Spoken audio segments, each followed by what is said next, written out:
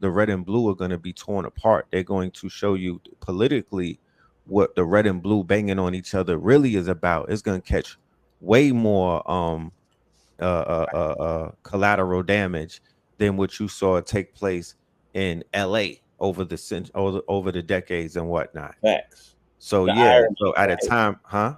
The irony. The irony in it all. So at a time when that is needed more so than it is not needed, he actually did it. So now that it's done, it will have an effect, a positive effect, because it will show many people who look at us globally, right? And they take their marching orders and they take their subtle it's subtle messages that come from the moves that we make. People will begin to see the power of unification, and people will put petty differences to the side and come together on purpose, right? On purpose with a victory, because he was able to do that because of the victory that he was able to attain in this battle that he went on. Remember, he's just not coming outside just to come outside. He came outside after he won a battle. This is a victory lap.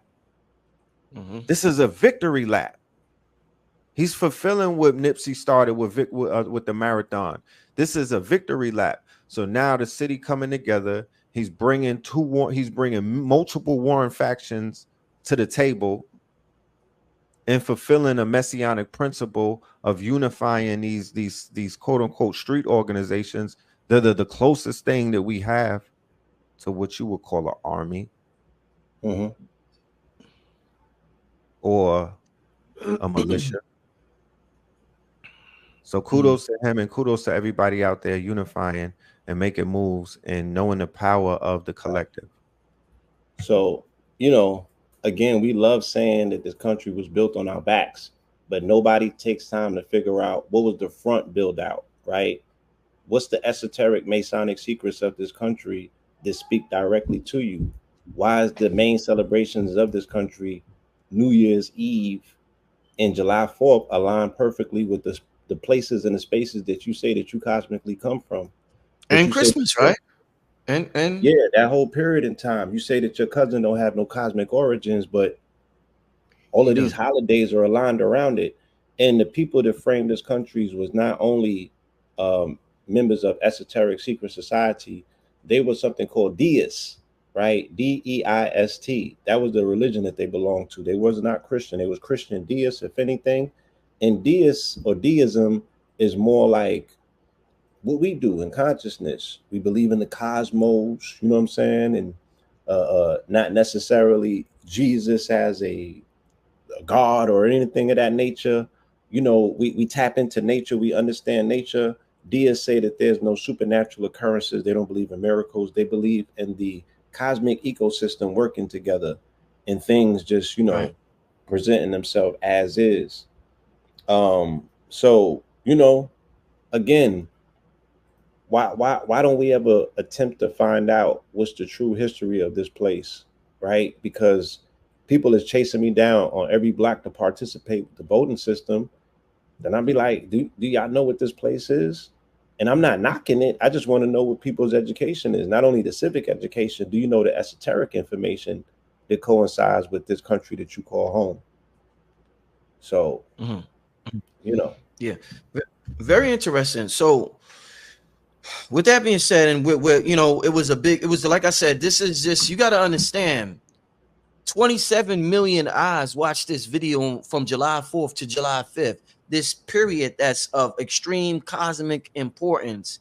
And that's big. So I gotta, we gotta talk about this, and we gotta give respect where respect is due.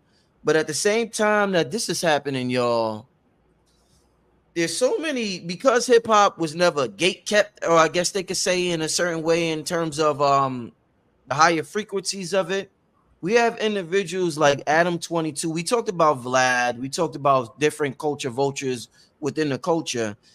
It was kind of disturbing when I found out that this dude named Adam 22 interviewed Pop Smoke's killer on his podcast. And I would, to me, and I don't know. It was just I don't even know how to explain it or the question or frame this question. But the shit just it was like, yo, this game is as degenerate as I have ever seen it. For this dude to sit up here like he's a star being interviewed, so he could what he's going to get another interview and another interview. He's going to do 15 interviews and he's going to be, I don't get what's going on here. Talk to me about that, yo. Pop Smoke's alleged killer being interviewed by Adam 22. Yes, it was egregious. The interview actually came out the same night of the They Not Like Us video, ironically enough. Wow. No Jumper and Adam 22, they're in the same area that Kendrick is in because they're both out of LA. However, Adam 22 hasn't had any part to play in any of the unification conversations. He hasn't promoted that or pushed that on his platform. He hasn't been around anything that Kendrick has been doing positively. I don't recall seeing any interviews on his channel that speak on the upliftment or the positive or some of the, the more, you know what I mean? The more conscious progressive LA movements. No, we know about everything on the opposite. Adam 22 is a self-avowed. He said he is hypnotized and he's infatuated with Black Death. I have the clip and I will share. Yeah, I'll edit this and put it in there. But he's infatuated with Black Death. He's also a corn star and whatnot. And he's infatuated with Black men in that sense. And he's a cuckold. So there's a lot of psychological dysfunctions and things that Adam 22 openly promotes.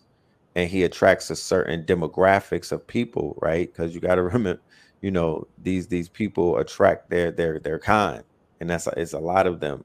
They are purveyors of, our dysfunction, like Trap Lore, like Jake 180, like the multitude of these faceless channels of Europeans who speak about all of the negative, the ones that go to certain blocks to see, the darker aspects or the scarier aspects or the more violent prone aspects of the culture. Very sticky, you know what I'm saying? It does numbers. It gets boosted in YouTube's algorithm and on social media platforms. But things that we say and things that we talk about, it gets suppressed and hidden and shadow banned, ironically enough, on on these platforms. But Adam 22 has an obsession. He was interrogating Pop Smoke's killer. They were not interviewing him. They were debriefing him and interrogating him. It was him and another host. They did not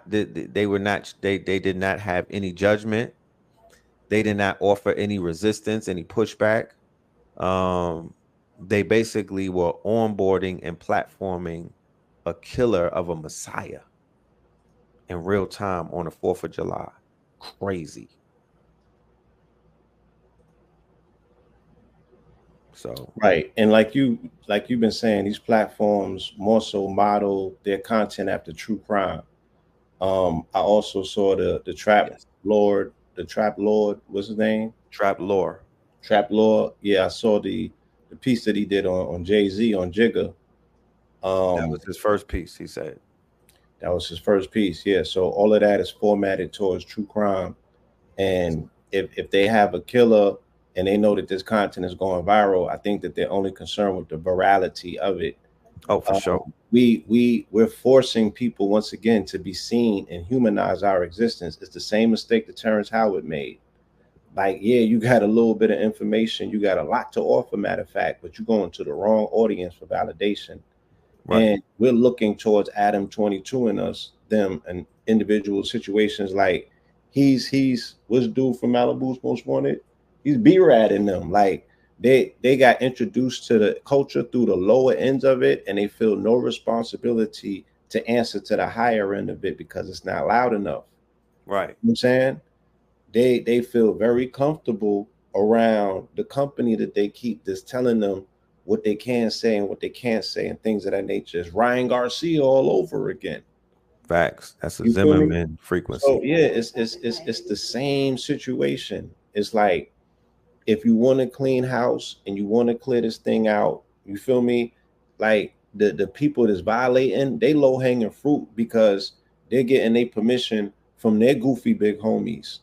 You know what I'm saying? So the fact that the game allowed this concept of, you know, industry planet big homie, and that has fractured itself to so many different situations where now real big homies in the street have become goofies because they want to be on par with the industry big homie goofies. The whole game has been it's been industrialized in you know, industrialized or whatever, like how they Yeah. be like, it's the industries and we in the streets. Well, just like integration, you traded places and you don't even know that you don't got no more clothes on. Mm-hmm. Right? It's industrialized. So yeah, the streets are now in the industry. And because content is all about, you know, the content creator now is even more important to a degree than the artist. You know what I'm saying? So it's that thing going. Is the artist bigger than the platform, or is the platform on par with the artist? So he's taking cues from his mentor, which is DJ Vlad. We cannot leave them out. It's not a separate conversation. It's that y'all let this dude live. So we're coming with a vengeance. And you can see it across every platform. They got one. Even if they hanging out on Joe Budden's podcast and they attempting to be like, oh no, I'm just management, right? You see them all across the board. You feel me? And they're the ones that are they're little. Sometimes they're a little bit more studious, right? Their introspective intakes on it tell you that they're very studious. So you can't dismiss them and tell them that they don't know the culture at all. But then you get situations like Adam. He just has to appeal to his base and his audience, and he just got to know drill culture, gang culture. You know what I'm saying? Nonsense culture. There's a whole industry that supports that, Mm-hmm. and he knows that they'll support him. So yeah, it's like, you know, until we unify collectively as media and start putting out proclamations and fatwas on platforms and programs that are violating the sanctity of the culture, our children's life. Like, how can that young boy get Swiss cheese in Florida the other day, and then the it be fake Negro outrage, right? And then the next few days, this is entertainment. This is viable, accessible forms of entertainment. And it's like, nah, like, you know, the culture got to make a stand. But I don't think that they are fatigued at this point. Mm-hmm. Because Mm-hmm. somebody's watching that. That's entertainment to somebody. To the Mm-hmm. drill scene, that's you know what I'm saying? Yeah, it's That's data for them. that's data. Mm-hmm. They can't turn away. They don't. They might not even like it. They might think it's a violation, So but it provides data, and data trumps all that shit. he's They feeding want the to. algorithm that exists, and Yeah, he's feeding a it's a vein. healthy but toxic algorithm. I'm saying healthy because it got numbers, toxic because of what's pumping through that pipeline and impacting and infecting these children that are on the other side of these streams.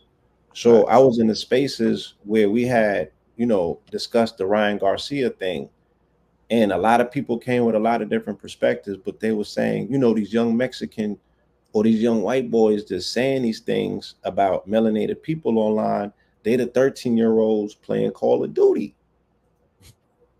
What did Ryan Garcia say? What did he say again? Oh Oh no, he man, wilded. He wilded. He wilder here? he He wigged out. wilded. You Yeah. know, he said he want to be down with the Klan. Say he gonna dig up George Floyd and kill him again, like unalive him. Yeah. Bro, why when I say wilding Mm. early on Spaces, like he was opening up Twitter Spaces and doing this. Mm. He was Wow. trolling like in the wee hours. Mm-hmm. Mm-hmm. Cause I seen him with a picture of a black girl. I didn't know what was going on, but he put up a picture with some black girl and was apologizing. I didn't know what the hell was He going was on. Negro explaining and The Negro stuff, yeah. attempting to protect his career from going down the drain. So he started pulling out his tokens. You know, I got black friends. How can I be racist? Right. You know, Right. those mute talking points that we consistently see. You know, when is enough gonna be enough? You see how, like, Kendrick, strategically you block off all the exits. Like, nah, you ain't getting off on this exit ramp. Yeah. We got to be strategic about blocking off these exits and saying this is not, we not going for that. So they had asked me in the spaces, they like, you know, he should maybe make a donation. And you know, when somebody talks about the mother folks, they got to go on an apology tour. But I'm like, that's the point. We don't have an organization for him to make a donation to. Right. As the people, we're not unified. You know, we don't have no unified front to say you got to come to answer or talk to us. We're gonna chin check you as X, Y, and Z. We're gonna boycott you. We're gonna put pressure on. It's like, nah, we need unity, y'all. Unity.